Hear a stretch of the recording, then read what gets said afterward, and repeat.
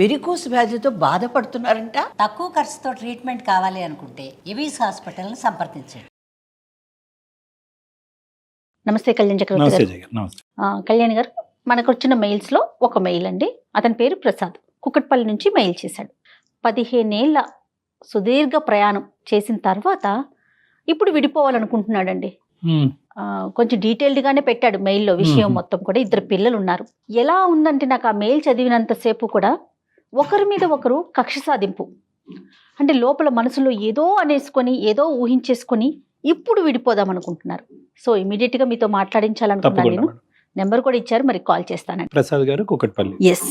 యూజువల్గా పెద్ద కారణాలకి దెబ్బలాడుకుని పగలు ప్రతీకారాలు పెంచుకునే దానికంటే కనుక ఈ మధ్యకాలంలో చిన్న చిన్న అంశాల మధ్యన విభేదాలు, అంటే మనకి వినటానికి ఇంత చిన్న రీజన్ కి ఎందుకు విడిపోతున్నారు అనిపిస్తుంది. హలో ప్రసాద్ గారండి? హలో, ఎవరండి? నేను జయానండి, అందమైన జీవితం ప్రోగ్రామ్ నుంచి కాల్ చేస్తున్నాను. మేడం మేడం నమస్తే మేడం. నమస్తే అండి, మీ మెయిల్ చూసాను, డాక్టర్ గారికి బ్రీఫ్ గా చెప్పాను. ఫ్రీగా ఉన్నారా, మీతో మాట్లాడొచ్చా? ఎస్ మేడం, ఫ్రీగానే ఉన్నాను మేడం. రైట్ ప్రసాద్ గారు, ఇదిగోండి డాక్టర్ గారు ఉన్నారు, ఒకసారి మాట్లాడండి. సార్ నమస్తే సార్. ప్రసాద్ గారు నమస్తే అండి, చెప్పండి సార్. ప్రసాద్ గారు, సార్ నేను కూకట్పల్లిలో ఉంటాను సార్ ప్రస్తుతం. అయితే నేను ఒక ప్రైవేట్ కంపెనీలో వర్క్ చేస్తుంటాను సార్. యాక్చువల్లీ ఒక ఫ్రస్ట్రేషన్ అండ్ ఒక బాధ అన్ని మధ్యలో నలిగిపోతున్నా సార్ ప్రస్తుతం.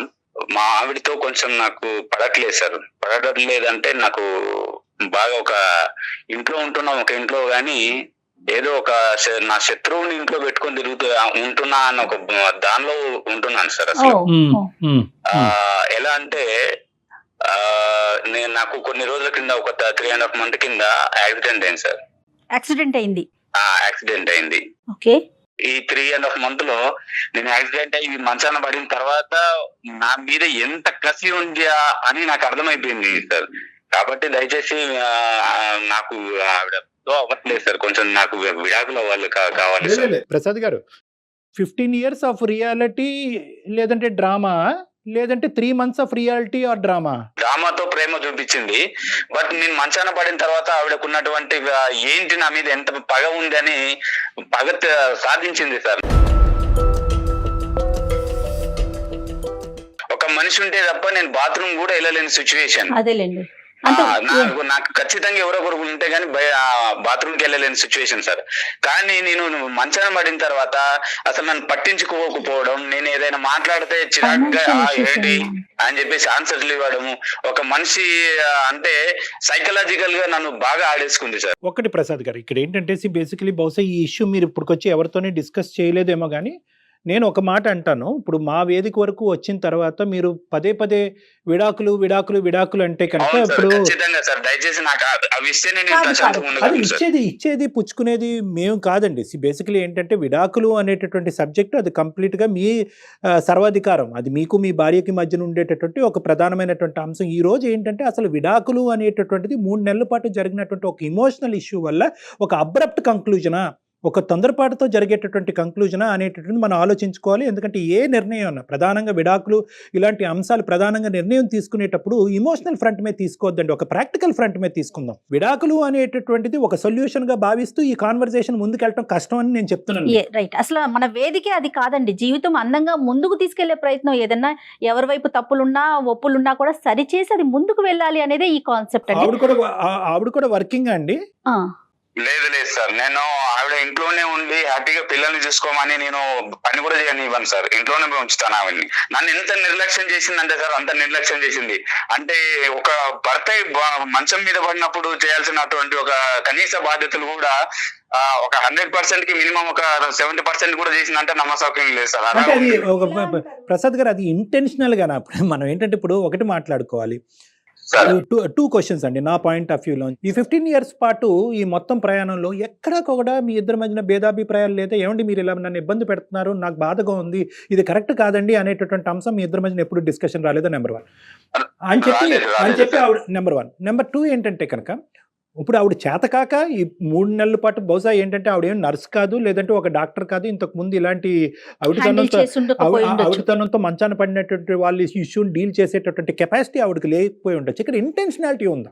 అంటే ఏంటంటే కావాలని మీరు మంచాన పడ్డారు కాబట్టి మీకు ఏదో ఒకటి రుచి చూపెట్టాలి కాబట్టి మీ మీద పగ తీర్చుకోవాలి కాబట్టి కక్ష సాధింపు చర్యగా చేసేటటువంటి అంశం కింద మీరు. సో ఆవిడ పాయింట్ ఆఫ్ వ్యూ అనేటటువంటిది ఏంటి, మీరు ఊహించుకుంటుంది ఏంటి? సార్ నేను మంచాన పడిన తర్వాత ఇప్పుడు ఇన్ టైంలో నాకు ఫుడ్ కానీ లేదంటే ఒక టాబ్లెట్స్ కానీ అక్కడ నేను మంచం మీద పడితే బ్యూటీ పార్లర్కి వెళ్తాం సార్.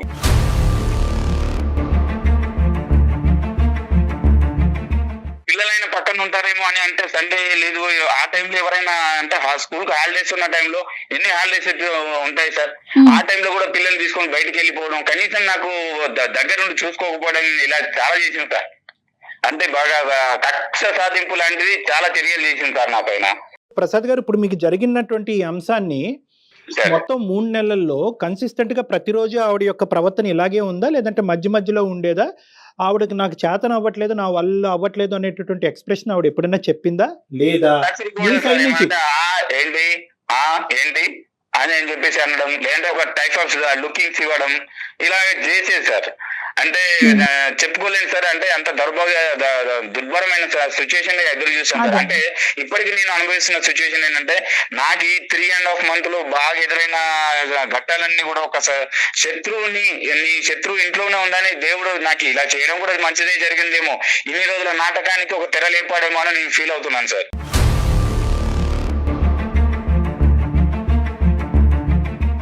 అంటే ఇంకొక పాయింట్ నేను చెప్తున్నాను ప్రసాద్ గారు, ఇక్కడ ఎప్పుడన్నా కూడా ఇష్యూని అక్కడక్కడ తేల్చుకోవటం అన్నది బెటర్. ఇలా వెనకతలు మాట్లాడుకునే దానికి నీ ప్రవర్తన నాకు నచ్చట్లేదు, ఇదేంటి ఎప్పుడు చూడనటువంటి ఈ యాంగిల్ నీ లోపల నేను చూస్తున్నాను, నేను మంచాన్ని పట్టి అవుటితనంతో బాధపడుతున్నాను, డూ ఆర్ డై సిచ్యువేషన్లో ఉన్నాను, ఏంటి నీ ప్రవర్తన ఇలా అనేటటువంటి ప్రశ్న మీరు ప్రశ్నించలేదా ఇక్కడ ఈ 3 నెలల 100 రోజుల ప్రయాణంలో? ఒక ఆడపిల్లని తోడుగా చేసుకున్న తర్వాత, ఒక భార్యగా చేసుకున్న తర్వాత కనీస బాధ్యతలు ఏంటి, మంచాన పడ్డ తర్వాత భర్తకు ఏం చేయాలి ఏంటి అనేది కనీసం తెలియదా సార్? నేను చెప్పాలి సార్? మీరు చెప్పవలసినటువంటి అవసరం లేదు. అది ఇక్కడ 2 points మనం ఏమంటున్నా అంటే కనుక ఆవిడ చేతకాక చేయలేకపోయిందా, లేదంటే కావాలని చేయలేకపోయింది సార్? కావాలని చేయలేకపోయింది. అంటే మీ ఇద్దరి మధ్య ఎప్పుడు డిఫరెన్సెస్ లేవా ఈ అంతకుముందు ఈ 15 years లో? లేవు సార్, చిన్న చిన్న గొడవలు అనేవి కామన్ థింగ్, కానీ ఎంత డెప్త్ గా మాత్రం ఎప్పుడు పర్లేదు సార్, మేము ఎప్పుడు అనుకోలేదు. ఇప్పుడు మీకు ఈ రోజు చేయనందుకు నువ్వేంటి నాకు ఇలా చేయలేకపోతున్నావు, నాకు కష్టకాలం వచ్చినప్పుడు నువ్వు ఎందుకు చేయలేకపోతున్నావు అనేటటువంటి మీరు అడిగినందుకు ఆవిడ ఏమైనా పశ్చాత్తాపం ఫీల్ అయ్యిందా? సారీ అండి నాకు అర్థం కాలేదు. ఇప్పుడు అడగలేదు సార్, నేను మనసులో పెట్టుకొని నాకు నేను సర్ది చెప్పుకుంటూ ఏదో ఒక రోజు నేను వద్దు ఇవన్నీ చూసి భరిస్తూ ఇలాంటి భార్యన నేను కట్టుకుందని ప్రతిరోజు మనసులో కుమిలిపోయేవాడిని సార్. ఇన్ని రోజులు ఆడింది డ్రామానా, ఈ రోజు నేను మంచాన పడ్డాను కాబట్టి ఈ రోజు తనకు ఒక టైం వచ్చిందని ఆడుకుంటుందా, ఇన్ని రోజులు చేసినంత వృధా అయిపోయిందని ఎంత కుమిలిపోయాను సార్. అంటే మీరు ఏం చేసి ఉండొచ్చండి, ఏం చేసి ఉండొచ్చు కాబట్టి ఆవిడ ఈ రోజు పగ తీర్చుకుంటున్నారు?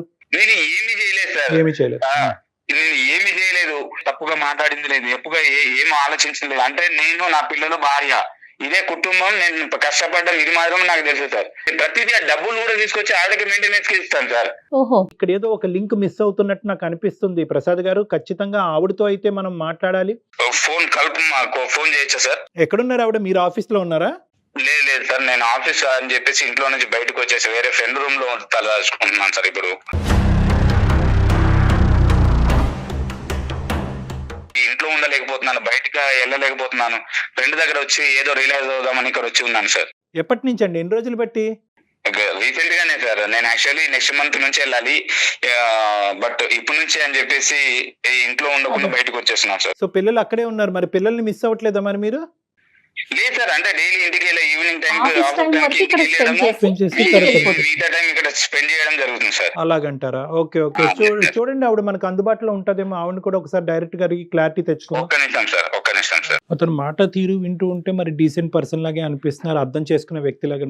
అపోహలకు లోన ఉన్నట్టు. 15 ఏళ్ళు కలిసి ఉన్నప్పుడు ఏ భార్య అయినా సహజంగా మనం ఆలోచిస్తే, భార్య కానీ భర్త కానీ ఏదైనా తీవ్రమైన ఇబ్బంది పడుతున్నప్పుడు ఇలా కూడా బిహేవ్ చేస్తారా? అంటే మేజర్లీ కమ్యూనికేషన్ మేడం. ఇక్కడ ఏమవుతుందంటే వీళ్ళు చిన్న విషయాలు అనుకుంటున్నారు, ఎక్కడికక్కడ కవరప్ చేసుకుని అతను ఇంతనే అని ఆవిడ అనుకుంది, ఈవిడింతే అని ఇతను కంటిన్యూ అయిపోతున్నారు. The main thing about wife and husband relationship ఏంటంటే కమ్యూనికేషన్.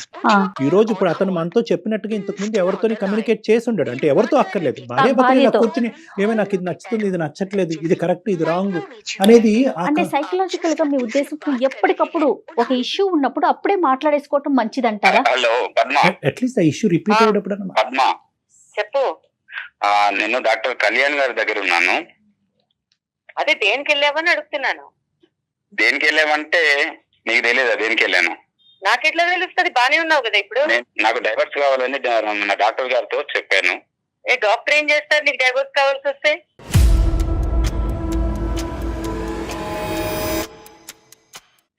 డాక్టర్ గారితో మాట్లాడాను ఒకసారి. ఏ డాక్టర్తో మాట్లాడావు? బాగుంది. ఇప్పుడు డాక్టర్ దగ్గరికి వెళ్ళాను. పద్మ, అలా కాదు పద్మ గారు. ఒక్క నిమిషం అమ్మా. పద్మ గారు నమస్తే అమ్మా.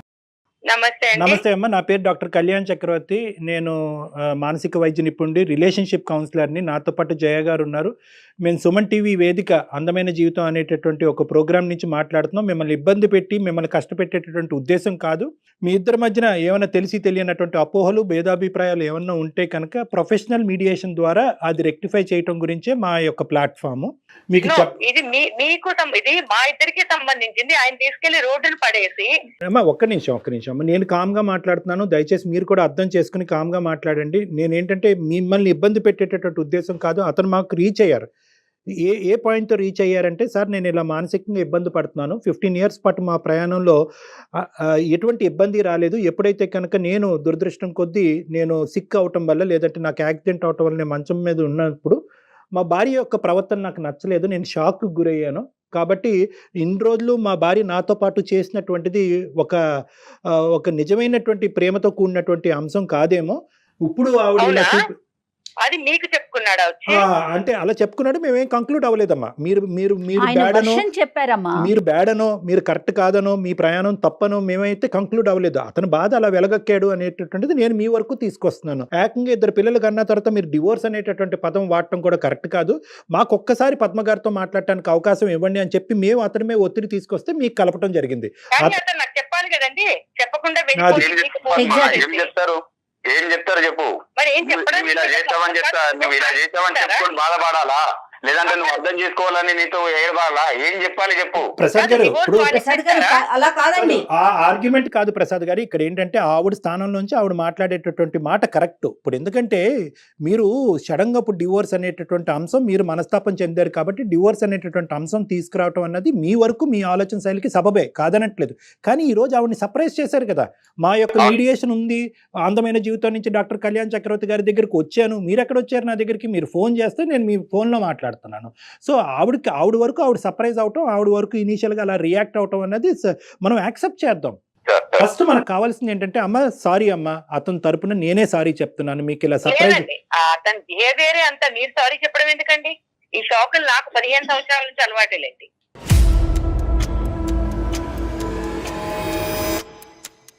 నువ్వు ఇచ్చిన శాఖ ముందు నేను ఇది శాఖ పద్మ. నేను మంచాన పడ్డ తర్వాత నువ్వు ఇచ్చిన శాఖల కంటే నేను ఎక్కువ కాదు పద్మ. ఆవిడ యొక్క రియాక్షన్ ఏంటో మనం ఒకసారి విందాం. Okay sir. ఇప్పుడు 3 నెలలు మంచం మీద పడున్నప్పుడు ఖాళీగా ఏం చేయాలో తెలియక గొయ్యి తవ్వుకున్నాడు అంతే. ఇప్పుడు బేసిక్ గా అతనికి కావాల్సింది డివోర్స్. ఎందుకంటే ఇప్పుడు నడుస్తున్నాడు కదా. ఇప్పుడు నీ కంప్లైంట్ ఏంటి? నీకు టైం కి మందులు ఇచ్చా, టైం కి తిండి పెట్టా, టైం కి స్నానం చేయించా, బ్యూటీ పార్లర్ లో తెలుసుకుంటూ నువ్వు నాకు ఇచ్చావు. నేను వెళ్ళకపోతే నీ కాలు నయమైపోతుందా? నాకు ఒక 2 things కావాలి. ఒకటి ఏంటంటే, ఈ 3 నెలల పాటు అతనికి కావాల్సినటువంటి సదుపాయాలు, అతనికి కావాల్సినటువంటి అవసరాల్లో మీరు కావాలనే, అతని అభిప్రాయం కావాలనే మీరు నిర్లక్ష్యం వహించారు. అతను ఇబ్బంది పెట్టాలనేటటువంటి ఉద్దేశంతోనే మీరు ముందుకెళ్ళారు. అవునండి. అవునమ్మా, కావాలని కొన్ని చేశా. కరెక్ట్.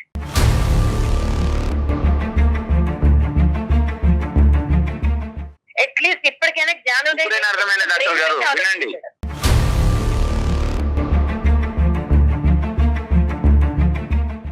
ఎప్పుడు బ్రెయిన్ యూజ్ చేసావు కదా. ఈసారి కొంచెం నీకు 3 నెలలు ఖాళీగా ఉండేసరికి మనసు అనేది ఒకసారి బయటకు వచ్చిందేమో ఆలోచించడానికి. 15 ఏళ్ళుగా నువ్వు పెట్టిన దాని ముందు 3 నెలలు నేను చూపించింది నథింగ్.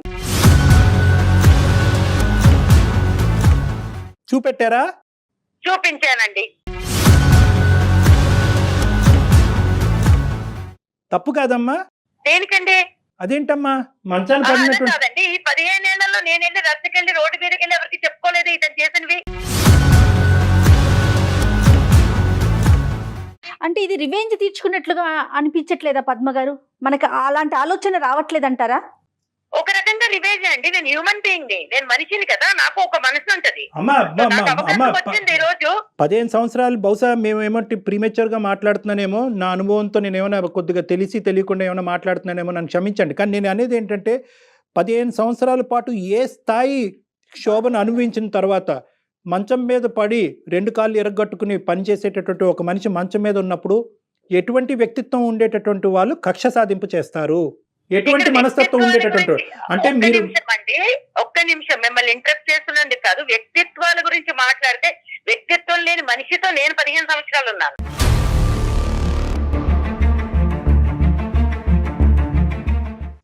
తన గురించి తప్ప ఇంకేం అక్కర్లేదు. ఇంట్లో నేను ఉద్యోగం చేస్తానన్నప్పుడు ఉద్యోగం చేయక్కర్లేదు అన్నాడు. దానికి అతను ఇచ్చిన రీజన్ ఏంటి? లేదు, నువ్వు ఇంట్లో ఉండాలి చక్కగా, అలా ఉంటే నువ్వు హ్యాపీగా ఉంటావు. బట్ నాకు కూడా కొన్ని ఉంటాయి కదా. నేను చదువుకున్నాను, ఏదో ఉద్యోగం చేద్దాం అనుకున్నాను, ఇంటికి ఫైనాన్షియల్ గా కొంత సపోర్ట్ వస్తుంది అనుకున్నాను. ఓకే, ఫస్ట్ లో అయితే పెళ్ళైన కొత్తలో నేను నమ్మా ఈ డ్రామా మాటలన్నీ అవునేమో నిజమేమో నెత్తిన పెట్టుకుని చూసేసుకుంటాడు అని. తర్వాత ఓకే, పిల్లల తర్వాత అదే లోకం, వంట చేయడము, సాయంత్రం వచ్చేసరికి లేకపోతే సండే మండే లేదా వీకెండ్స్ ఫెస్టివల్స్ వస్తే ఆయన గారు ఫ్రెండ్స్ ఇళ్ళకి వెళ్ళో లేకపోతే ఫ్రెండ్స్ తీసుకుని వచ్చి సడన్ షాపులు ఎట్లా ఉంటాయంటే ఇప్పుడు ఒక 5 వస్తారు భోజనాలకి. ఇంట్లో ఏమి ఉన్నాయి లేవు, వండగలదా లేదా, బతికిందా చచ్చిందా చస్తుందా ఇవేం చూసుకోకర్లేదు.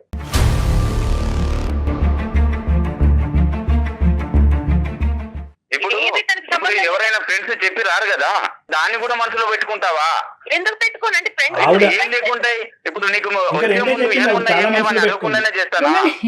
ప్రసాద్ గారు ఒక నిమిషం ఉండండి, మీరు కామ్ డౌన్ ప్లీజ్. నాకు చిన్నప్పటి నుంచి ఫైనాన్షియల్ గా ఇండిపెండెంట్ గా అవ్వాలి, నాకంటూ ప్రతి నెల 100 రూపాయలు ఇస్తావా 1000 రూపాయలు ఇస్తావా ఇది కొనుక్కుంటారు. ఏది కొనాలన్నా కూడా ఐ అండర్స్టాండ్. ఓకే, మధ్య తరగతి బతుకులు ఇలానే ఉంటాయి. ఎలా ఉన్నా కూడా ఏది కొనుక్కోవాలన్నా ఈ నెల బడ్జెట్ లేదు, వచ్చే నెల ఇంకో ఖర్చు వస్తుంది, తర్వాత నెల అమ్మ వాళ్ళకి పంపించాలి, తర్వాత నెల ఇంకేదో చెయ్యాలి, ఎప్పుడూ ఖర్చులే. మరి అలాంటప్పుడు నేను ఉద్యోగం చేస్తే నేను సపోర్ట్ చేస్తాననే కదా చెప్పింది. పిల్లల్ని కూడా కాంప్రమైజ్ అయ్యి స్కూల్స్ కి ఏదో పంపిస్తున్నాం, బట్ అనుకున్న స్కూల్స్ కి పంపించట్లేదు. ఏదో కాంప్రమైజ్ అయ్యాము, పంపిస్తున్నాం. ప్రతిరోజు ఏదో ఒకటి. కాళ్ళు బాగున్నంత కాలం, మంచాన పడనంత కాలము ఆయన చేసినవి ఇంత అంత కాదు, మంచాన పడినంత కాలము మేలీగో, తక్కువేం లేదు మేలీగో. ఎంత ఈగోయిస్టిక్ అంటే తన దృష్టిలో తను ఏమీ మాట్లాడకుండా నన్ను తిట్టలేదు కాబట్టి మంచోడు అనుకోవాలి. అంటే తిట్టడం ఒకటేనా? నేనేమైనా శాడిస్ట్నా అని అడిగాడు 2-3 సార్లు.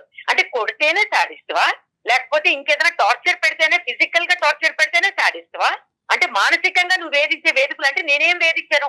ఇంటికి వస్తాడు, మాట్లాడడానికి ఏముండవు, ఎప్పుడు కూర్చుని మేము మాట్లాడుకుంది లేదు. నాకు గుర్తుండి పెళ్ళైన కొత్తలో ఒక 2-3 నెలలు వదిలేస్తే దాని తర్వాత ఓకే అందరి జీవితాలు ఇలాగే ఉంటాయి, సినిమాలాగా ఉండదు, కాంప్రమైజ్ అయిపోయా.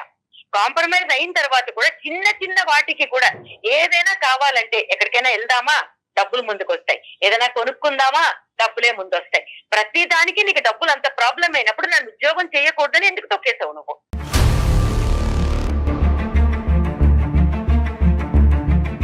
భార్య ఇంట్లో ఉండి చూసుకోవాలని అనుకోవడం తప్ప, లేదంటే నేను సంపాదించిన దానిలో అడ్జస్ట్ అయ్యి ఉండడం అనుకోవడం తప్ప, లేకపోతే అవ్వనని చెప్పాను కదా, నేను అవ్వలేదు. ఎందుకు అవ్వవు నువ్వు? ఎందుకు అవ్వవు చెప్పు.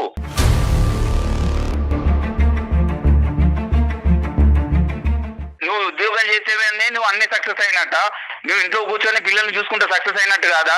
మనసులో ఏదో పెట్టుకొని ఏదో చెప్తుంది, ఏదో చేస్తుంది. నాకైతే అవ్వదు. నీతో పడి ఉండక్కర్లేదు, ఎప్పుడో డివోర్స్ ఇచ్చి పిల్లల్ని తీసుకుని వెళ్ళిపోదును.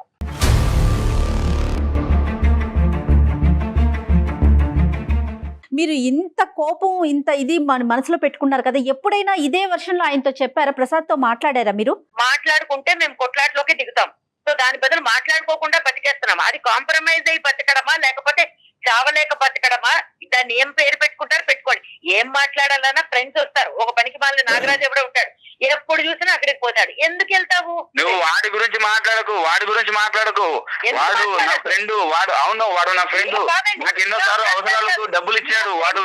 అవును, అవసరమైన ప్రతిసారి వాడు ఎన్నోసార్లు డబ్బులు ఇచ్చి ఆదుకున్నాడు. వాడి గురించి నువ్వు ఎలా మాట్లాడతావు? నా ఫ్రెండ్స్ గురించి మాట్లాడాల్సిన అర్హత ఏంది నీకు? నువ్వు తాళి కట్టావు కదా, తాళి కట్టినప్పుడు నా ఫ్రెండ్స్ కూడా నువ్వు డెఫినెట్లీగా స్వీకరించాలి. వాడు వీళ్ళని ఎలా మాట్లాడుతావు నువ్వు? స్వీకరించను, నిన్ను స్వీకరించా. నీతో పాటు మీ అమ్మ బాబుల్ని కూడా స్వీకరించుతా కొంతవరకు. కానీ నీ ఫ్రెండ్స్ ని ఆళ్ళ పిల్లల్ని అమ్మ బాబులని మాట్లాడకు. ఏ రోజైనా మీ అమ్మ నాన్న గురించి మాట్లాడాను? అమ్మ బాబులని ఈ రోజు మాట్లాడుతున్నాను. ఏంటి నువ్వు చేసే ఇంతకంటే ఏం చేయగలను? నేను మానసికంగా ఎంత కుమిలిపోయాను నాకు తెలుస్తుంది. అవును, ఖాళీగా ఉన్నావు కాబట్టి కుమిలిపోయావు, బిజీగా ఉన్నప్పుడు కుమిలిపోలేదు కదా. కాలు ఇరిగి ఇంట్లో పడ్డాను కాబట్టి నీవేంది అర్థమైంది. దేవుడు అనేవాడు ప్రతి ఒక్కరికి ఒక అవకాశం ఇస్తాడు. చెప్పు పద్మ, చెప్పు. ఇదే ప్రోగ్రామ్ నాకు తెలుసుంటే నీకన్నా ముందు నేను చేసి అడిగేదాన్ని డివోర్స్. నేను డాక్టర్ దగ్గరికి వచ్చేదాన్ని కదా, లాయర్ దగ్గరికి వెళ్ళేదాన్ని.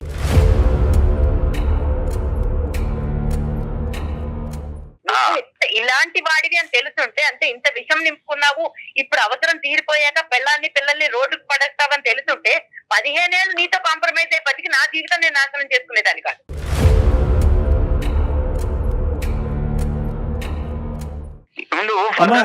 ప్రాబ్లమ్స్ ఎలా ఉంటాయని నీకు తెలిసినప్పుడు నువ్వు నన్ను బాగా చూసుకుంటే ఈ రోజు ఈ సిచ్యువేషన్ రాదు కదా. ప్రాబ్లం ఏంటి వదిలేస్తే వదిలేకో.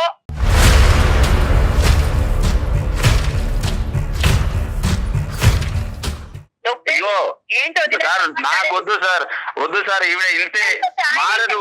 నేను చెప్పాను కదా ఇన్ని రోజులు, కనీసం అట్లీస్ట్ ఇన్ని రోజులు అవును భర్తని నేను ఇలా చేశాను కదా, కనీసం ఏమన్నా మనస్తాపానికి అది మనసాక్షి కూడా ఒప్పుకోవట్లేదు సార్. చేశానని చెప్పుకుంటాడు, అన్నం పెట్టాడు, ఒక ఇంటికి రెంట్ కట్టాడు, అంతకు మించి ఏం పీకాడు?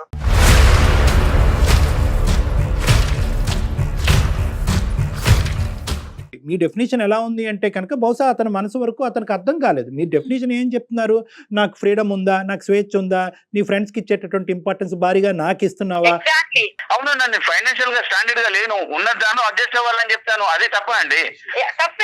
ఇక్కడ ఒక ప్రధానమైనటువంటి ఇష్యూ ఏంటంటే ఇవన్నీ ఆవిడ మనసులో దాచిపెట్టుకుని ఒక అవకాశం దొరికిన తర్వాత 3 నెలల పాటు మీరు మంచం మీద పడినప్పుడు ఆవిడ కక్ష సాధింపు చర్యగా ఇది ఒక బంగారు అవకాశంగా తనకు వచ్చింది, మీకు బుద్ధి చెప్పడానికి ఇంతకు మించినటువంటి అవకాశం లేదు అనేటటువంటి విధంగా ఆవిడ ఆలోచన శైలి అంత క్రికెట్గా ఎలా మారిపోయింది అనేటటువంటిది ఇక్కడ ముఖ్యమైనటువంటి అంశం. ఎందుకంటే ఈ మనిషి నీకేమీ చేయలేదు, భయంకరంగా హింస పెట్టాడు, పగలనక రాత్రనక కొట్టాడు, తిట్టాడు, ఆర్థికంగా ఇబ్బంది పెట్టాడు, పిల్లల్ని చదివించడానికి డబ్బులు ఇవ్వలేదు, మిమ్మల్ని బయటకు వెళ్ళడానికి స్వేచ్ఛను ఇవ్వలేదు, ఇన్ని రకాలుగా హింస పెట్టినా కూడా ఒక మానవతా దృక్పథంతో ఒక మనిషి మంచం మీద పడినప్పుడు సేవ చేయవలసినటువంటి భార్యే కాదు, ఒక ఎవరైనా కూడా అతని పక్కన ఎవరున్నా కూడా సేవ చేస్తారు. కానీ దాన్నే ఒక పిలుచుకోవచ్చు కదండి, వాళ్ళకి బాగా నీ పాత్ర ఎవరో వచ్చి చేస్తారని ఉద్దేశంతో నీకు ఇచ్చి పెళ్లి చేయలేదమ్మా. ఏ సేవ చేసుకుందికి అమ్మానాన్నలు రావచ్చు, మీ అక్క చెల్లెలు రావచ్చు, సేవకి ఎవరు రారు. మీరు చేసినటువంటి ప్రవర్తన సమర్థించుకోవద్దమ్మా, ఇంకా పరుగు పోతుంది. ఒక్క నిమిషం పద్మ గారు, పని మనిషి అని అట్లా అనుకుంటే ఎట్లా పద్మ గారు? పెళ్ళై 15 సంవత్సరాలు ఇద్దరు కలిసి ప్రయాణం చేశారు, ఎందుకు పెళ్లి చేసుకున్నానని అడుగుతున్నాడు. మరి ఇంతవరకు డాక్టర్ గారు చెప్పారు కదా, ఆయన ఇవ్వాల్సినవన్నీ ఇచ్చాడు, ఆయన ప్రకారం ఆయన చాలా సంతృప్తికరమైన లైఫ్ లీడ్ చేశాడు. అంటే పెళ్లి చేసుకుంటే పెళ్ళడానికి బట్టలు, ఒక ఇల్లు, అది బాధ్యత కదా అతండి. ఏంటంటే ఇది ఇస్తే సరిపోతుంది అనేటటువంటి వర్జన్ లో ప్రసాద్ గారు ఇప్పుడు వచ్చి అతను కనువిప్పు కలగలేదు. నేను చెప్పాను కదా, నేను సరిపోతాను ఎన్నిసార్లు చెప్పాను, నేను ఉద్యోగం చేస్తాను, మన ఫైనాన్షియల్ స్టేటస్ బాగా ఇష్టం లేదు పద్మ, నాకు ఇష్టం లేదు. మీరు ఒక పాయింట్ ఏంటంటే ఆవిడ 15 years పాటు ఒక ట్రామాకు గురైంది, ఓకే ఇప్పటికైనా యాక్సెప్ట్ చేయండి. ఇప్పుడు ఆవిడ ఒక ట్రామాకు గురైంది. ఏంటి ఆ ట్రామా అంటే కనుక ఆర్థికంగా సరిపోయినటువంటి జీవితాలతో సంసారం నడుపుతున్నారు. ఇప్పుడు ఏంటంటే ఆవిడ పని చేసేటటువంటి కెపాసిటీ, సంపాదించేటటువంటి కెపాసిటీ ఉన్నా కూడా నువ్వు కాలు కిందన పెట్టడానికి అని చెప్పి మీరేదో త్యాగమూర్తిలాగా ఆవిడని బయటకు పంపించకుండా ఉన్న దాంతోనే సరిపెట్టుకుని అనేటటువంటి ఒక బందికానాలో ఆవిడని ఇది చేశారనేది ఆవిడ అభిప్రాయం. మీకు ఇష్టం లేకపోవటం ఏంటి? ఆర్థికంగా సుఖపట్టడం గురించి నేను బయటకు వెళ్ళి చేస్తాను అనుకున్నప్పుడు ఈ 15 సంవత్సరాల్లో ఒక్కసారైనా ఆవిడకి అవకాశం ఇచ్చి బయటకు పంపించచ్చుగా. ఈ రోజు నువ్వు ఇంట్లో ఉండి సుఖపడు, పిల్లల్ని చూసుకుంటే చాలు, నువ్వు దీనికి మించి ఏమీ చేయక్కర్లేదు అనేటటువంటి ఆ పాజిటివ్ యాంగిల్ ఎందుకు చూడలేకపోతున్నారు మీ ఆయనలో? దాని శాడిజం అంటారమ్మా, దాని శాడిజం. ఇప్పుడు నా శాడిజం అనిపిస్తుంది, నాకు చిన్న కోరిక, ఓకే ఒక 2-3 ఏళ్ళు ట్రై చేయి, లేదా 6 నెలలు ట్రై చేయి. అది కరెక్టే, నువ్వు చెప్పేది కరెక్టే. అదే కదా ఇప్పుడు అతని మైండ్. అడగండి ఒకసారి, అసలు అతను ఎందుకు వద్దంటున్నారు ఉద్యోగానికి? ఇష్టం లేదు అంటున్నాడు. ఎందుకంటే రీజన్స్ ఏంటండి? రీజన్స్ ఏం లేవు మేడం. నేను నా కష్టార్జితంతో నా ఫ్యామిలీని పోషించాలి, ఇదే నేను ఆశించేది. ఇది మేల్ సాడిజం అంటుంది, ఇది మేల్ ఈగోయిజము, మేల్ సాడిజం అంటుంది. నా అభిప్రాయాన్ని ఎక్కడ గౌరవించదు. నేనేమంటానంటే ఈ రోజు చేయక ముందే నువ్వు ఇన్ని మాటలు మాట్లాడుతున్నావు, చేసి ఇంకోటి ఏంటి అని 15 తెలుసని ఖాళీ 2022లో ఖాళీ ఇరిగిపోయి నేను మంచాన్ని ఉంటాను, అప్పుడు ఇది ఇలా ఇట్లా ట్రీట్ చేస్తుంది నన్నని నీకు 15 ఏళ్ల క్రితమే కల వచ్చింది. నీకు కళ వచ్చింది, అప్పుడు వదిలేసేవానేమో.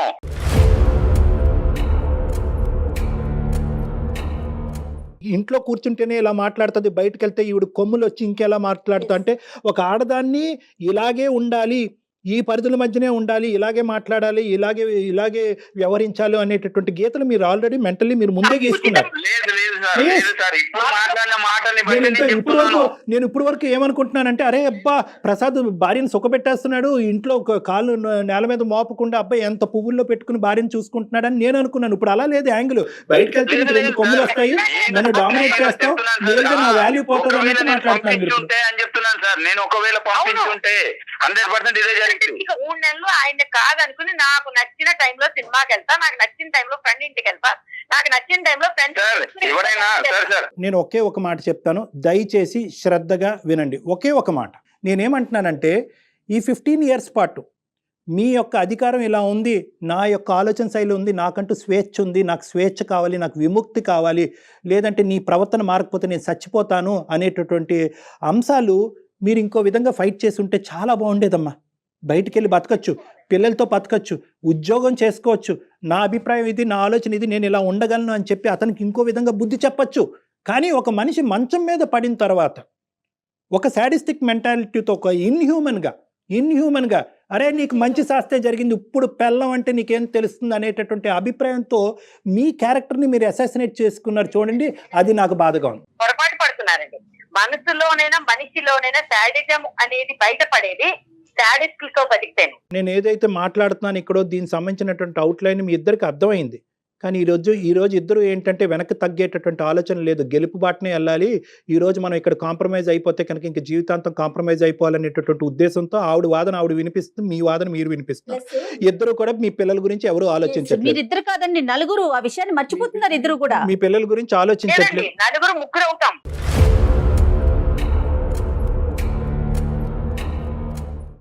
ఎప్పుడైతే అతనే ఒంటరివాడు అవుతాడు, మేము ముగ్గురు ఉంటాం. అయినా పర్వాలేదు పద్మ, నీలాంటి నేను ఉండడం కంటే కూడా పోయినా పర్లేదు. జీవితం అంటే ఏంటో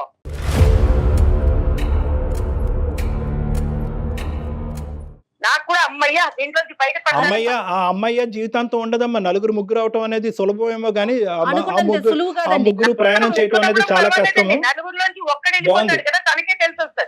అతనికి తెలిసి వస్తుందో మీకు తెలిసి వస్తుందో కాలం నిర్ణయిస్తుంది. కానీ ఇలాంటి అంశాలు నా దగ్గర శతకోటి ఉన్నాయి.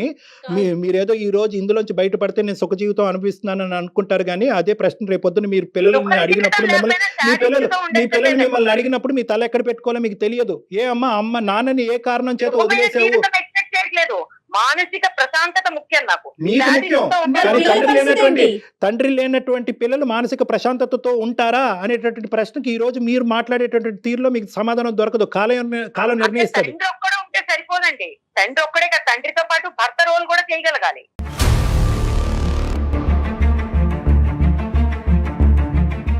దయచేసి ఇద్దరు కూడా విడాకులు అనేటటువంటి ఆస్పెక్ట్ పక్కన పెట్టండి.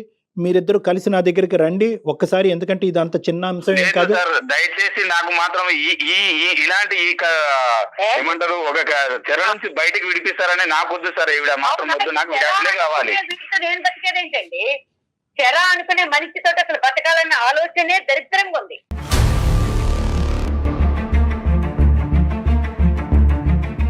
నువ్వు శాడిస్ట్ అని నేను పంపిస్తా నోటీస్, నాకు డివోర్స్ కావాలి, పిల్లలు కావాలి. నువ్వు ఎక్కడ ఏడుస్తావో, నాగరాజు గారి దగ్గర పోతావో, 10 మంది ఫ్రెండ్స్ సొసైటీలో స్థానం పోయిన తర్వాత ఫ్యామిలీ లేకుండా నీకు తెలుస్తుంది. నువ్వు లేకపోతేనే ప్రశాంతంగా ఉంటారు డెఫినెట్లీగా. హలో కట్ అయిపోయినట్టుందండి, ఆవిడ పెట్టేశారండి ప్రసాద్ గారు. ఇది సార్ ఇలా ఉంటుంది సార్. అంటే ఎంత అంటే ప్రతి దానికి నేనే చెడ్డోని అని, లేదంటే ఇంత చూసుకున్నా కూడా నేను చెడ్డోని అనే చూపిస్తుంది సార్. చూసుకుంటున్నానని మీరు అనుకుంటున్నారండి, ఆవిడ అనుకోవాలి కదా. మీకు మీరే అనుకుంటే ఎట్లా? ప్రసాద్ గారు ఒక్క పాయింట్ ఆవిడ వెళ్ళిపోయింది లేండి, కానీ పిక్చర్ లోంచి బహుశా ఏంటంటే విడివిడిగా మీ ఇద్దరితో సపరేట్ గా మాట్లాడుంటే ఇష్యూ ఇంకో విధంగా ఉండేది. ఆవిడ ఏదో మిస్ అయ్యింది ఈ మొత్తం ప్రయాణంలో అన్నది ఇప్పటికైనా మీకు కనువిప్పు కలగాలి. ఏదో మిస్ అయింది, మీరు అన్ని చేశారు, చేయలేదని అనట్లేదు, కానీ ఏదో మిస్ అయింది, ఒక ప్యాచ్ వర్క్ అనేది ఉంది. ఆ ప్యాచ్ వర్క్ రియలైజ్ అవ్వాల్సినటువంటి అవసరం ఈ కుటుంబాన్ని. దయచేసి మీరు డివోర్స్ అని అడగండి. మీరు అడుగుతున్నారు, ఆవిడ అడుగుతున్నారు, కానీ ఇది ఆ సందర్భం. ఈ డివోర్స్ అనేటటువంటి ఆస్పెక్ట్ అసలు మీ ఇద్దరి మధ్యన ఇష్యూయే కాదు నాకు అనిపిస్తుంది. ఇప్పుడు మీకు కావాల్సింది ఏంటంటే ఒకటే, నువ్వు ఉద్యోగం చేసుకుంటావా, గో హెడ్. నీ జీవితం నువ్వు బతకాలి అని అనుకుంటున్నావా, గో హెడ్. నీకు స్వేచ్ఛాయుతమైనటువంటి వాతావరణం కావాలా, గో హెడ్. నీకు నచ్చినటువంటి మనుషులు ఇంట్లోకి రాకూడదా, ఓకే. ఇవి కొన్ని స్టెప్స్, ఇవి బేసిక్ స్టెప్స్. ఈ స్టెప్స్ దిగటం వల్ల, ఈ ఫిక్సేషన్స్ మార్చుకోవటం వల్ల మన జీవితాలు ఏమి నాశనం అయిపోదు అండి. విడిగా ఉండి డివోర్స్ అయిపోయి పిల్లలు ఒక దిక్కు మీరు ఒక దిక్కు ఉంటే కనుక అప్పుడు జీవితం నాశనం అవుతుంది. అప్పుడు అసలు సిసలైనటువంటి కష్టాలు. పర్సనల్ గా కూడా ప్రసాద్ గారు ఒకసారి బయటికి వెళ్తే బయటకు ఉండే కష్ట నష్టాలు తనకు కూడా తెలుస్తాయి. ఉద్యోగం అనుకోగానే చేయటం అంత ఈజీ అంటారా? పోనీ చేసింది అనుకోండి, మీ కుటుంబానికే కదా ఆసరా అవుతుంది. బయటకు వెళ్ళి కష్టపడుతుంది, ఇబ్బంది పడుతుంది అనేటటువంటి అంశం కాదు ప్రసాద్ గారు. ఈ రోజు ఆ అమ్మాయి 15 సంవత్సరాలు బట్టి ఒక చిన్నపాటి కోరుకుంటుంది. చాలా ఇళ్లలో ఇది చాలా చిన్నపాటి కోరిక. అవునవును. ఎక్కడైనా మీరు స్వింగ్ అయ్యారా? ఎక్కడైనా మీరు ఒక్కసారైనా ఫ్లెక్సిబుల్ ఇచ్చారా? ఒక అవకాశం ఇద్దామని ఇచ్చారా? ఓకే, ఫైనల్గా నేను చెప్పేది ఒకటి ఏంటంటే, మీరు మాకు ఆవిడ నెంబర్ కూడా ఇవ్వండి, తర్వాత ఒకసారి ఆవిడ నెంబర్ ఇవ్వండి. నేను ప్రత్యక్షంగా ఆవిడకి ప్రత్యేకంగా ఆవిడకి ఫోన్ చేసి నా సెషన్స్కి రండి, నా కౌన్సిలింగ్కి రండి అని ఇన్వైట్ చేస్తాను. మీరు లీగల్ కౌన్సిలింగ్కి వెళ్ళవలసినటువంటి అవసరం లేదు, నా కౌన్సిలింగ్కి రండి. మనం ఒక సానుకూలమైనటువంటి వాతావరణంలో విడివిడిగా మీరు ఆవిడ నాతో మాట్లాడదిరి కానీ, కలిపి కూడా మాట్లాడదిరి కానీ, ఈ ఇష్యూని ఒక కొలిక్కి తీసుకొద్దాం. అప్పటి వరకు ఈ డివోర్స్ అనేటటువంటి ఆస్పెక్ట్ తీసి పక్కన తీసేయండి. పిల్లలు సర్వనాశనం అయిపోతారు చెప్తున్నా. మిమ్మల్ని నమ్ముకుని వచ్చిన ఒక ఆడ మనిషికి తినటానికి తిండి, కట్టుకోవటానికి చీర, బట్టలు, లేకపోతే 2 పిల్లలు, అది కాదండి. సంతోషంగా ఉండాలి. ఆ సంతోషం ఎక్కడ మిస్ అవుతుందో ఆ పాయింట్ని మాత్రం ఒక్కసారి చూడండి. ఈ 15 years పాటు ప్రసాద్ అనేటటువంటి వ్యక్తి ఈ జీవితంలో ఏం చేశాడు అనేది కాకుండా ఏం చేయలేకపోయాడు అనే అంశంలో మీరు చూడగలిగితే కనుక ఇష్యూ రిజాల్వ్ అయిపోతుంది. మీరు మాట్లాడతామన్నారు కదా సార్, తప్పకుండా నెంబర్ షేర్ చేయండి. మీ నెంబర్ కూడా నేను కాల్ చేస్తాను. మా మేనేజర్ మీకు ఇద్దరికి కాల్ చేసి ఒక పలానా టైంలో డాక్టర్ గారు ఫ్రీగా ఉన్నారు రండి అంటారు. మీ ఇద్దరు వచ్చి నాతో మాట్లాడండి. Right Prasad garu. Thank you so much madam. Thank you Kalyan garu. Thank you. నమస్తే.